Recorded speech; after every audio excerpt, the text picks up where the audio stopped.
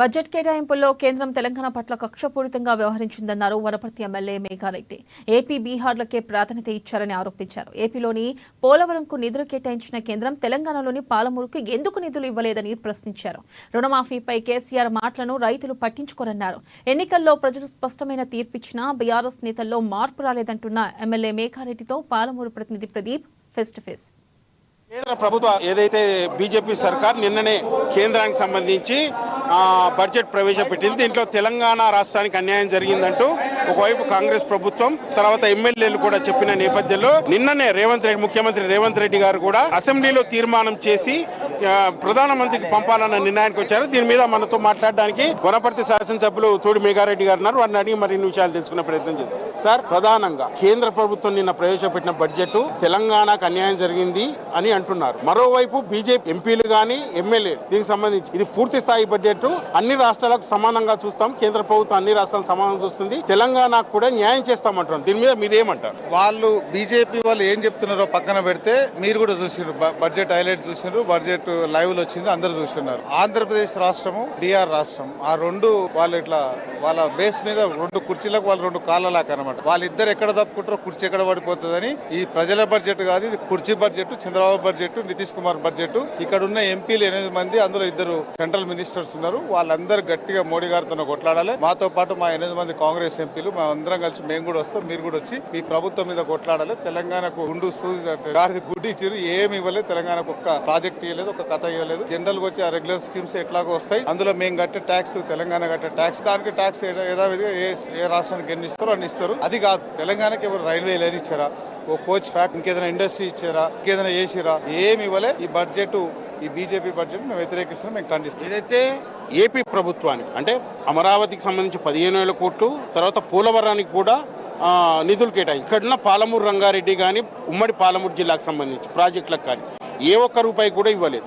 మరోవైపు బీజేపీ ఎంపీలు కానీ ఎమ్మెల్యేలు కానీ తెలంగాణ రాష్ట్రంతో పాటు పాలమూరు జిల్లాకు కూడా న్యాయం చేస్తాము, దీనిపై డీకే అరుణ గారు కూడా మాట్లాడారు. ఇది పూర్తి స్థాయి బడ్జెట్, ప్రజలకు ఆమోదమైన బడ్జెట్ అని అంటారు. మీరేమో తెలంగాణకు గాడిద గుడ్డి ఇచ్చిండ్రు అంటున్నారు. దీని మీద ఎట్లా మీరు క్లారిటీ చెప్పమనండి? అరుణమ్మ గారినే చెప్పమనండి, మామనార్ ఎంపీ గారిని చెప్పమనండి, కిషన్ రెడ్డి గారిని చెప్పమనండి, బండి సంజయ్ గారిని చెప్పమనండి, మిగతా ఎంపీలందరినీ చెప్పమనండి. స్పెసిఫిక్ ఈ ప్రాజెక్ట్ ఇచ్చినాం, ఇది ఇచ్చినాం, ఇంత అమౌంట్ ఇచ్చినాం, ఇన్ని 100 కోట్లు ఇచ్చినాం, ఇన్ని 1000 కోట్లు ఇచ్చినాం, ఏదైనా చెప్పమనండి. చెప్తే మేము దానికి కన్విన్స్ అవుతాం కదా. వాళ్ళు ఏమి ఇవ్వాలి, వాళ్ళు చెప్పిందంతా అబద్ధం, వాళ్ళు చెప్పిన బడ్జెట్ అంతా అబద్ధం.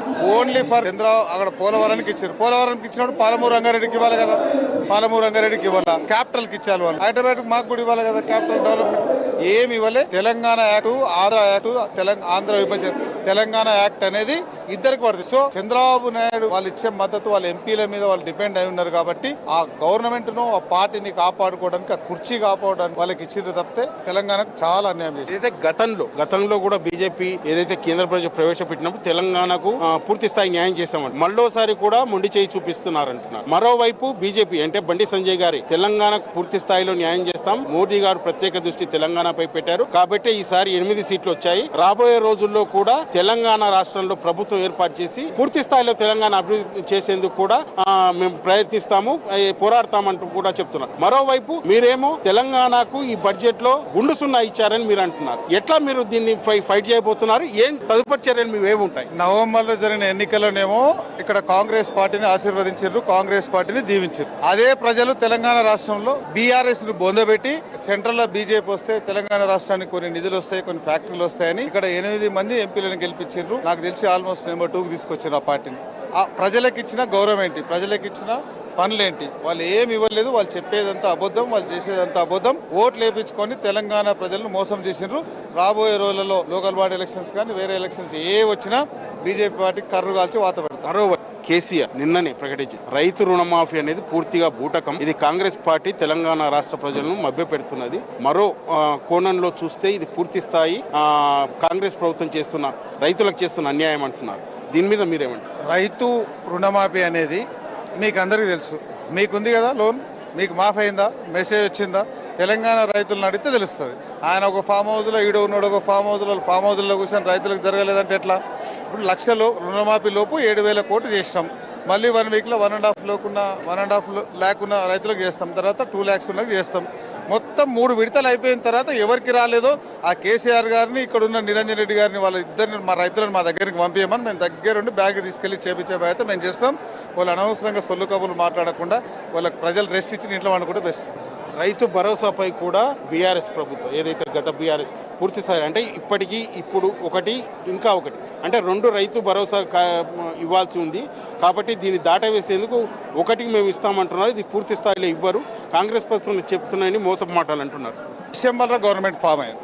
సో ఇప్పుడు ఆల్మోస్ట్ జూలైలో ఉన్నాం. 6 నెలల్లో 2 సీజన్లు వస్తాయండి. అట్లా ఉంటుందా? సంవత్సరంలో 2 సీజన్లు వస్తాయి. ఆల్రెడీ జనవరి ఫిబ్రవరిలో వాళ్ళు మన ఫస్ట్ సీజన్కు కావాల్సినది మేము ఆల్రెడీ వాళ్ళు ఇచ్చిన రైతు బంధు ప్రకారం ఎకరాకు 10,000 ఆల్రెడీ వేసిస్తాం. ఇప్పుడు ఇవ్వాల్సింది ఈ సీజన్లు ఇవ్వాలి.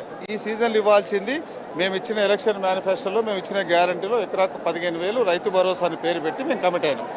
దానికి మేము ఏదో హైదరాబాద్లో కూర్చొని, ఫామ్ హౌస్లో కూర్చొని, సెక్రటరీలో కూర్చొని 4 గోడల మధ్యలో కాకుండా రైతుల దగ్గరికే వచ్చి రైతుల అభిప్రాయం తీసుకొని ఎన్ని ఎకరాల లోపు ఇవ్వాలి, ఏమి ఇవ్వాలి, పంటలకే ఇవ్వాలన్నా, రియల్ ఎస్టేట్ వ్యాపారులకి ఇవ్వాలన్నా, గ్రామ కంటాలకి ఇవ్వాలన్నా, గుట్టలకి ఇవ్వాలన్నా, కొండలకి ఇవ్వాలన్నా, ఫామ్ హౌస్లకి ఇవ్వాలన్నా, ఆ కెనాలు పోయిన దానికి ఇవ్వాలన్నా, రోడ్లు పోయిన దాని కింద ప్రజల అభిప్రాయం తీసుకుంటే ప్రజలు మాకు 5 ఎకరాలని కొంతమంది, 10 ఎకరాలని కొంతమంది, ఓన్లీ అగ్రికల్చర్ సేద్యం చేసుకునే ప్రతి రైతుకు మాకు 10,000 ఇస్తే చాలన్నట్లు రైతులందరూ అభిప్రాయం తీసుకొని క్రోడీకరించి ఆ సబ్ కమిటీ బట్టి విక్రమార్క గారి ఆధ్వర్యంలో సబ్ కమిటీ సీఎం గారికి ఈరోజు రేపట్లో రిపోర్ట్ ఇస్తాం. సెకండ్ విడత ఇవ్వాల్సిన ఎకరకు 15,000 కూడా బరాబరే ఇస్తాం.